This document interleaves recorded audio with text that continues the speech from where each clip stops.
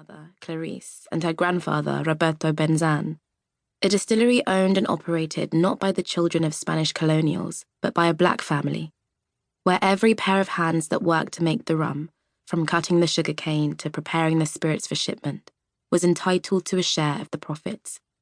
Caña Brava, from its inception, had been an experiment in what industry without exploitation could be, and it had thrived for decades. Her father, Lachlan Heath, a Scotsman who had arrived in the Caribbean looking for investment opportunities, had been the main investor of the distillery. It had not been long before Lachlan proposed marriage to Clarice, and for the next 30 years poured his life into her and her vision. After her mother's death, her father had continued their plans to expand Caña Brava's operations. Their rum was well known all over the Americas. From the United States to Argentina, Caña Brava was coveted for its quality and unique smoky flavor. Lachlan wanted to bring the rum to European markets. His strategy was to elevate the spirit's image, to replace the bottles of brandy being served in the grand homes of Britain and the continent with their Gran Reserva. Luz was more interested in making products for everyday people.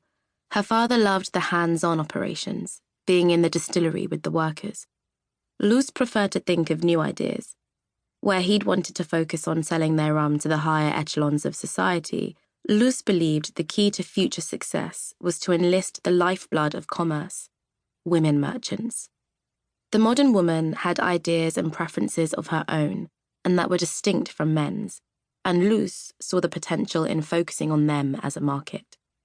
Her vision for the future of Caña Brava was not quite what her father had wanted, but he at least recognized her talents and innovative thinking. Which was why she could only assume, after his death, she'd found out that he'd passed the operations of the distillery to his second-in-command and left her in charge of the expansion to Europe. She'd been hurt by the slight, affronted that her father did not trust her with the business that her mother's family had built, until she realized that staying in Santo Domingo was much too painful, that she desperately needed a fresh start. And so, before her departure, she transferred the majority of her holdings in Caña Brava to the people who, like her family, had nurtured it from the beginning. She'd left with the promise to find them new prospects, new markets, new buyers. Building partnerships was where she'd always excelled. She hoped her skills would be as effective in Paris as they'd been in the tropics. Like her mother before her, Luz left with the intention to blaze a few trails. "Did you hear that, Luz?" Clarita's voice, which every day sounded less like a little girl's and more like a young lady's, brought Luz Alana out of her thoughts. "Sorry, amor, what did I miss?" "Manu has made us appointments at the House of Worth." Luz had to bite her lip at the reverence in Clarita's voice. The child also loved dresses, as long as they were dark as night. "You have more tiny black dresses than I know what to do with, Clarita," Luz admonished.